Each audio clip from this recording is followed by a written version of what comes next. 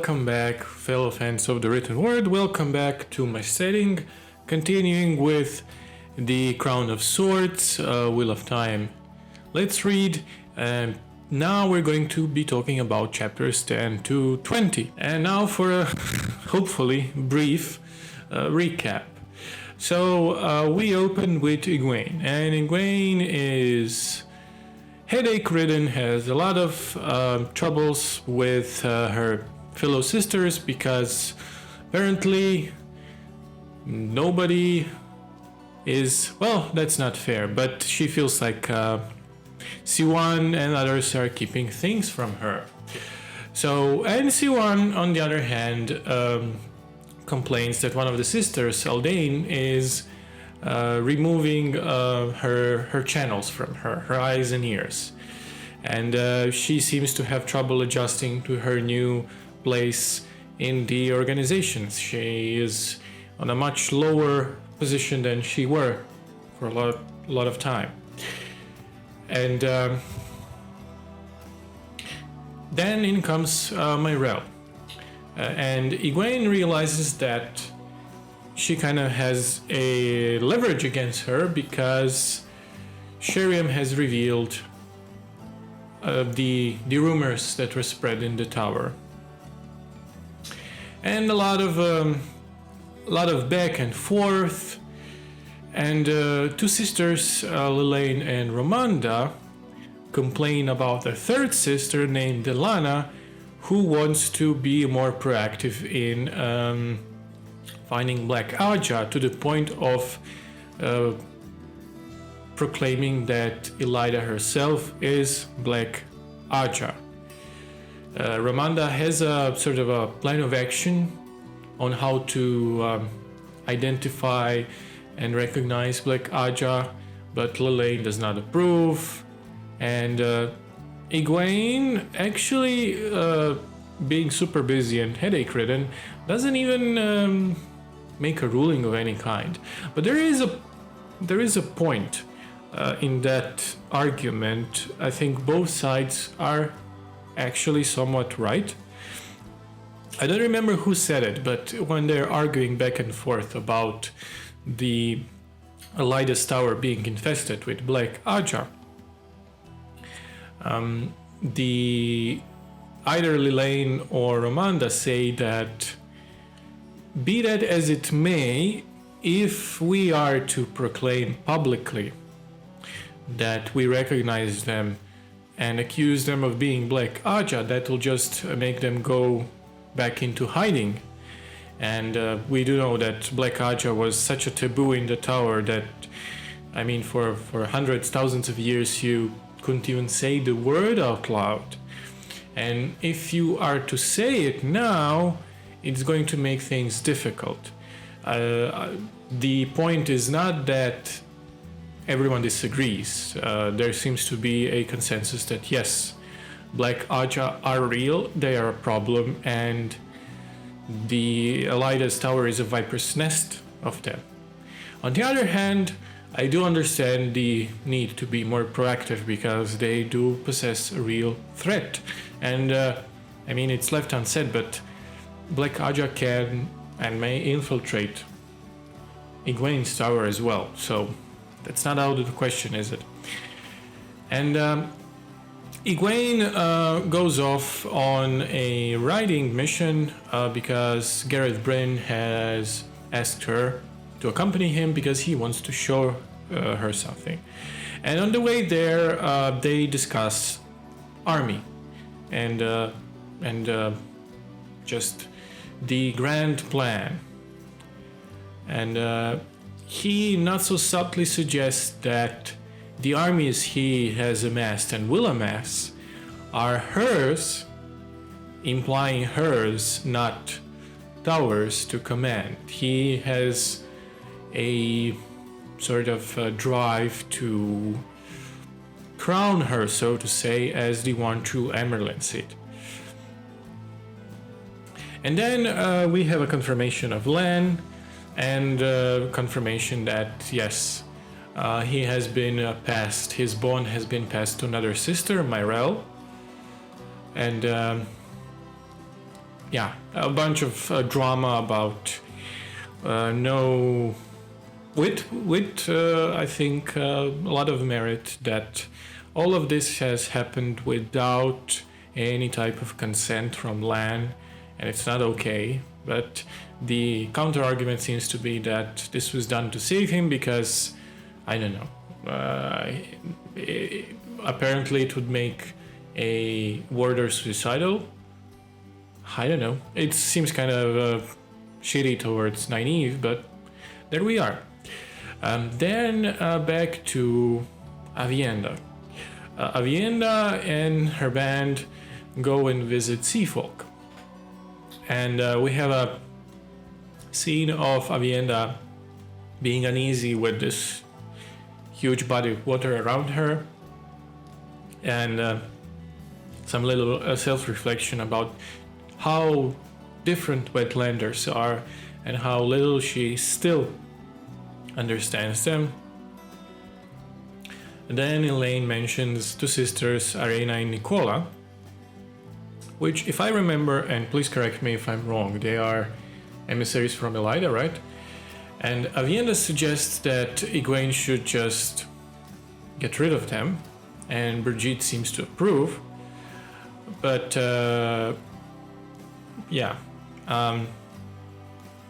they talk about men briefly, and they want to form a plan. Well, one of them, Elaine, wants to use Matt's Taviran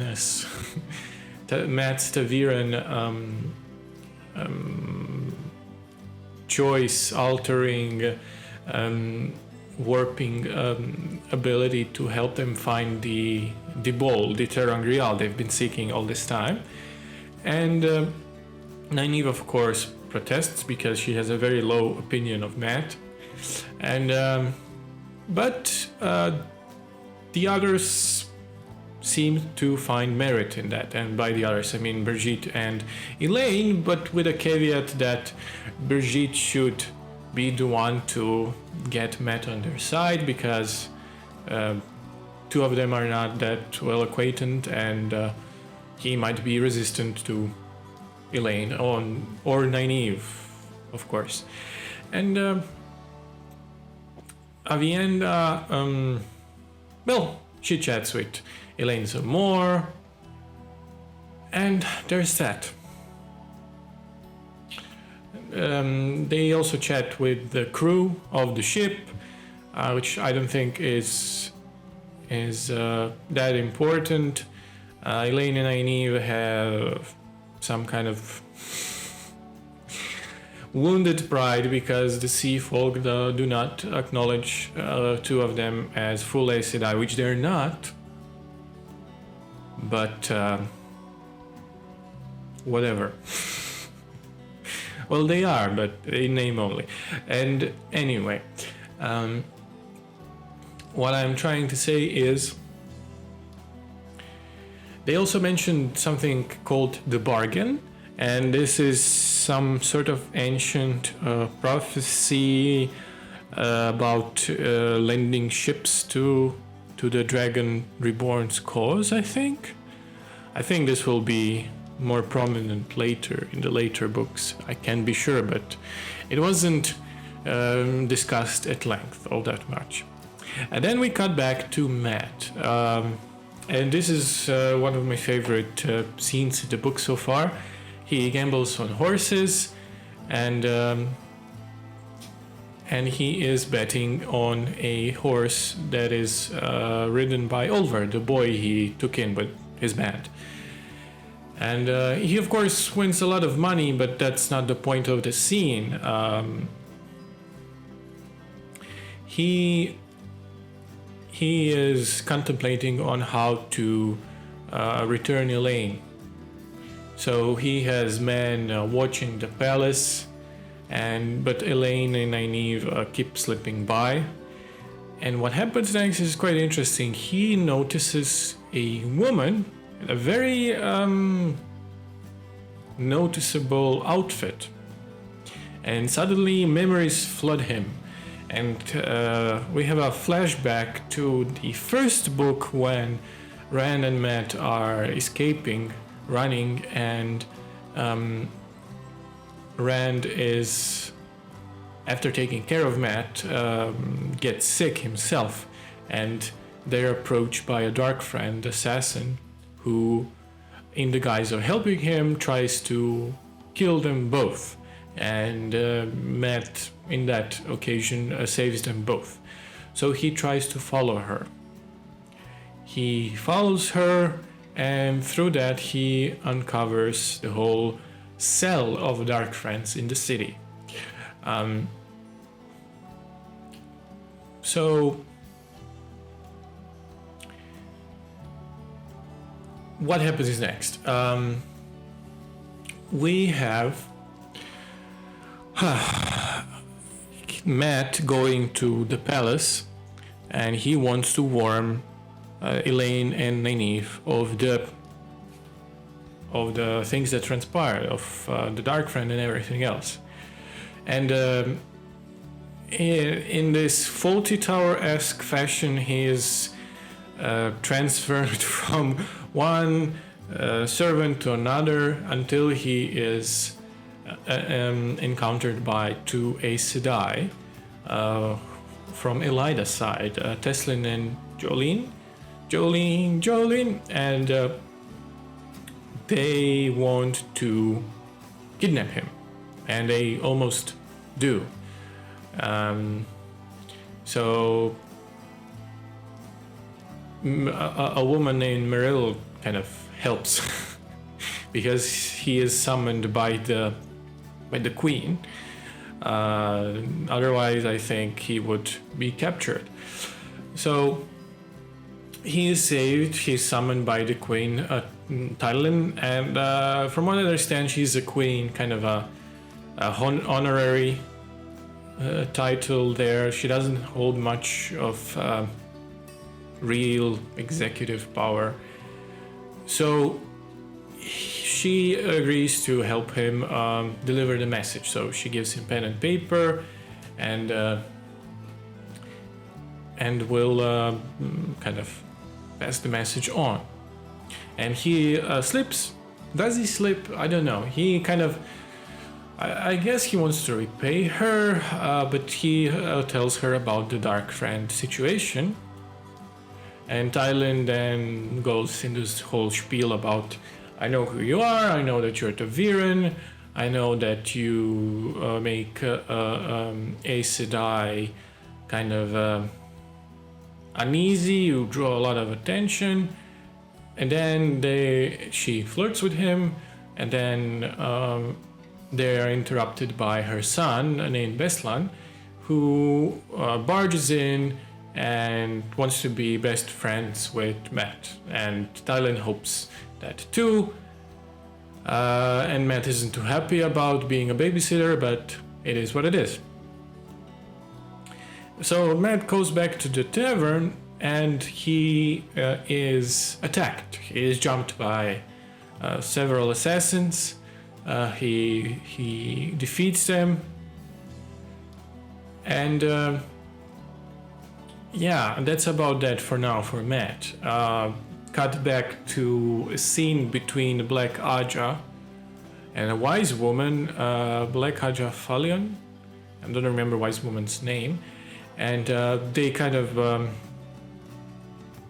talk out loud about how good it would be if they could capture Nynaeve and deliver her to Moghedien. And then we have back to Rand. Rand is trying to repair his image by showing that all of the Aes Sedai are fully under his control, which they are, but rumors being what they are. So Merana serves him tea and stuff in order to kind of convince the clan chiefs that, well, see, these are Aes Sedai, they're eating from my hand. Karakarn is still Karakarn, don't you worry. And Berelain barges in and Ren wants to send her away for protection, and not that he has lost trust in her. But that's not the point here, because Q, the new player in the game, Katsuane, the ancient Aes Sedai, enters the scene. She arrives and instantly gets under Ren's skin. Actually, that might be an understatement.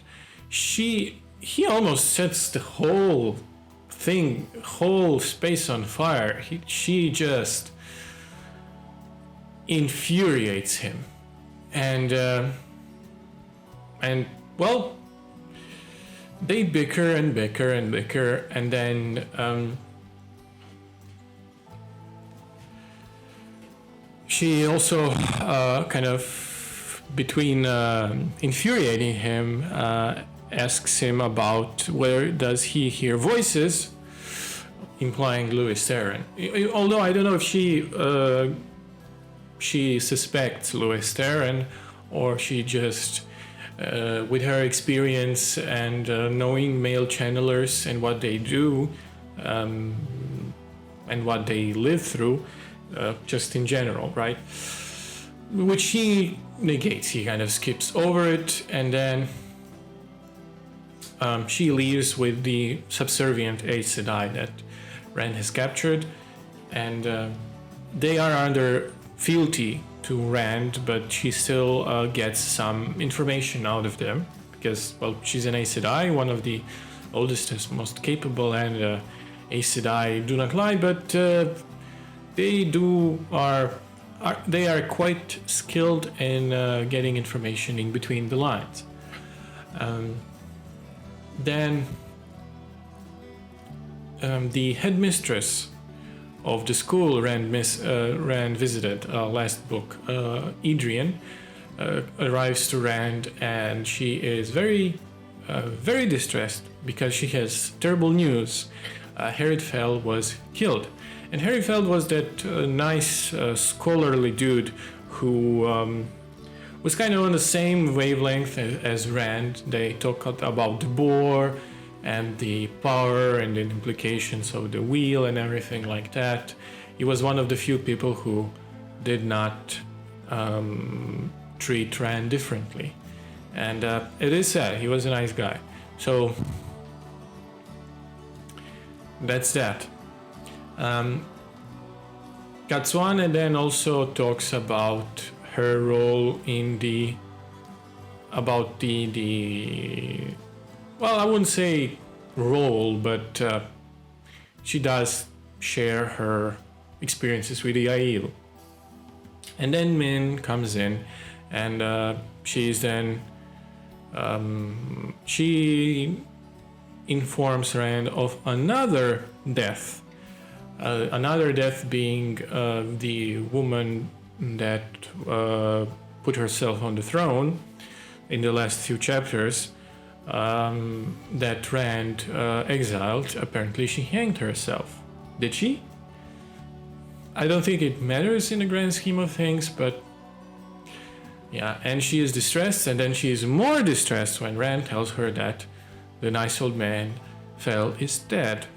And then they bang. It's not weird. I mean, when people are grieving, they seek comfort. So they found comfort in each other. I don't think it's weird. And then we are back to Shido. And a lot of scheming. So to the area close-ish to the mice wells, Savannah, who escaped, has gathered 20,000 Shido or more, and a lot of wise ones among them. So she has this artifact that she received from Samael, this sort of a cube thingy. But I don't think she knows that he is Samael, because he introduces himself as Kadar, and they amongst them reference him as the Wetlander. So they take this device to channel into it, because it draws Saidin.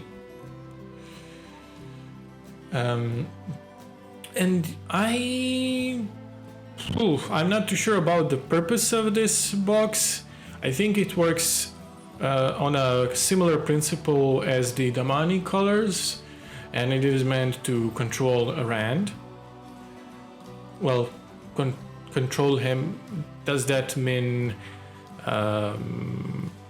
make him submit fully, or just mind control, or something else? I do not know. But he also offers them a terangrial that will make them be able to travel. More about that later. And another scene, well, it's in the last chapter, but still, it's kind of a B subplot.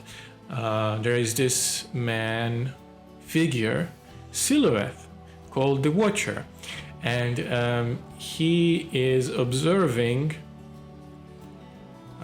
the scene between Samael and Grendel.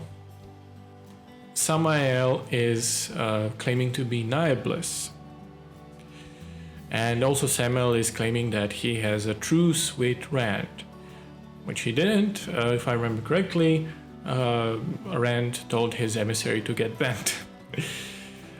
And then Grendel threatens Samael, but he bluffs and proclaims himself to be Naiblis.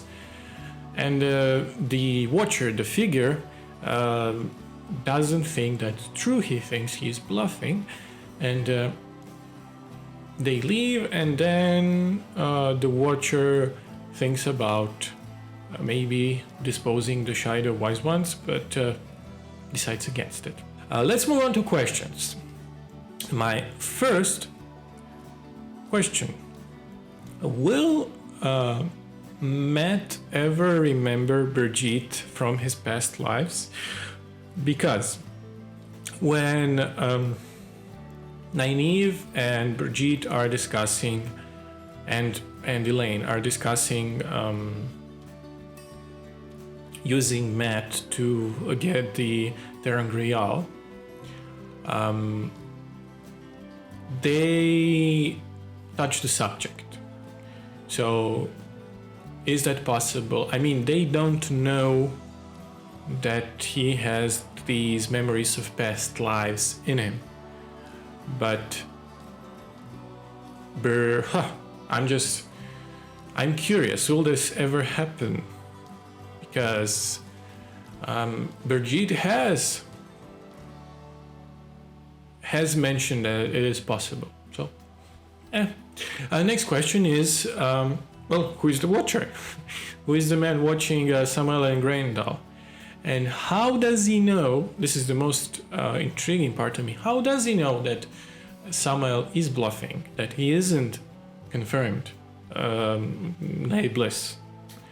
Just how? Who is this? Is it the shadow assassin that fought Perrin a few books ago?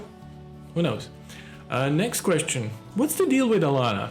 Why is she weeping all the time? Rand is feeling her all the time, and oftentimes he remarks that, oh, she is crying her eyes again. I mean, she was not chastised for the abhorrent thing she did as strongly as she deserves, and she was not sent to the Wise Ones either. She's an awful human being. So what's her problem? Get a grip. Or is she just emotionally unstable? I don't know. Next question. Katsuane. Where does her allegiance lay? So she knows all of the rumors about Mazrim Taim, about Logain. So I think it goes without saying that she knows about the White Tower breaking. So barring that, what are her intentions? the two Aes Sedai that has submitted themselves to Rand mentioned that if she were kind of a loyalist, she would have returned to the White Tower, but she didn't. So what game is she playing? And another question, just how old is she? There is a quote, and I paraphrase. Over 270 years has passed since she last encountered a task she could not perform, referring to the task at hand with Rand. But that doesn't imply that she is of that age. It just implies that last time she had a difficult task was almost 2 centuries ago. So how old is she? And that's about that for questions. Let's move on to what I liked. Surprisingly, I enjoyed Egwene. Egwene's attitude about the Aes Sedai way. When she is riding with Garrett Bryn and the other Aes Sedai, there are a few things that she says that really struck a chord with me. And again, to paraphrase, she says that, listen, our way isn't the only way, and it might not even be the best way. I think she might actually reform the organization for the better. Now, that doesn't mean it's going to be better for Rand automatically, but it might bring into changes for the betterment of the order. Next, Matt. Matt, as described by Nynaeve and Elaine. The man was born just to be a trial. I think Nynaeve actually said that. And furthermore, that scene when he was trying to deliver a message to the girls and was almost kidnapped by the two Aes Sedai was pretty tense. Really well done. And not only that, he is then immediately brought to the Queen, who flirts with him. And can I just say, I want a whole trilogy of books just documenting Matt's debauchery through the continent, please? He's such an entertaining character. I was annoyed with the first 2 books with him quite a bit, but I guess that's character development, right? His point of view parts are never not entertaining. And I really liked Avienda, mainly Avienda's description of the sea. And I quote, "She had never seen so much water in her life. Not if every drop seen before had been gathered in one place, all of it rolling gray-green and here and there frothing white." Just great prose. And character-wise, I love it when a character whose entire way of life is defined by their harsh environment, and then they are thrown into a diametrically opposite one. And it always, well, in the hands of a skilled writer such as Jordan, leads to great writing and great prose. And lastly, I want to compliment Jordan's ability to not waste characters. He may be too fond of expanding the cast exponentially, but he does not waste the characters. The moment when Matt recognizes the Dark Friend woman who attempted to kill them 6 books ago, when Rand was sick and they were on the run, that was nicely done, and it didn't feel like a complete random pull, because that was a traumatic event. And Dark Friends are everywhere, and it's just a show of a good writer. I cannot imagine holding everything in your head.